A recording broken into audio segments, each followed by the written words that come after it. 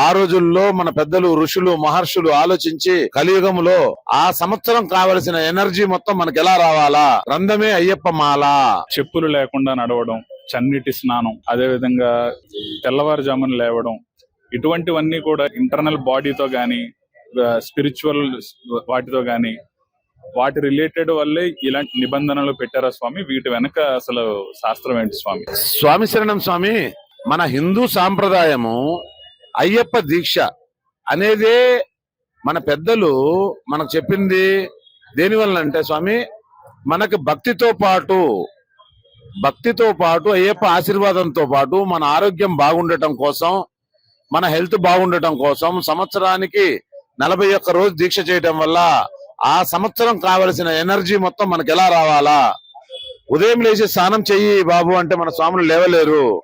ఆ రోజుల్లో మన పెద్దలు ఋషులు మహర్షులు ఆలోచించి మన కోసం అందించిన కలియుగంలో మహాప్రసాదం రంధమే అయ్యప్ప మాల.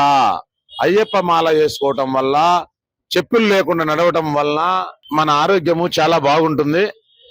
మన రక్త ప్రసరణ బాగా జరుగుతుంది. నరములు మన బాడీలో ఉన్న చాలా మన కళ్ళకు అగపడని మనకు తెలవని ఎన్నో అనారోగ్యాలు బాగుపడి మనం చాలా ఆరోగ్యంగా ఉండగలుగుతాము. చెప్పులు లేకుండా నడవడం వలన, చన్నీటి స్నానం చేయటం వలన. చన్నీటి స్నానం ఎలా చేయాలంటే, నీళ్లతో స్నానం చేసేటప్పుడు ముందు కుడికాలు బొటన వేలి మీద చన్నీటి స్నానం మొదలుపెట్టి కాళ్ళ నుంచి తడుపుకుంటూ పైకి రావాలి. దాని వలన మన నరములకు సంబంధించినవి మొత్తము సెట్ అవుతాయి. మన ఆరోగ్యము, మన నరములు, నాడి, మైండ్ అంతా సెట్ అవుతుంది. ఉదయం ఆ టైంలో చన్నీటి స్నానం ఉదయం బొట్టిన వేలు నుంచి కుడికాలు బొట్టిన వేలు తడుపుకొని తర్వాత ఎడమకాలు బొట్టిన వేలు నుంచి కాళ్ళ నుంచి పై భాగమునకు రావలేను స్వాములు. దాని వలన ఆరోగ్యానికి చాలా మంచిది. మన పెద్దలు సూచించినది. స్వామి శరణం, స్వామి శరణం అయ్యప్ప.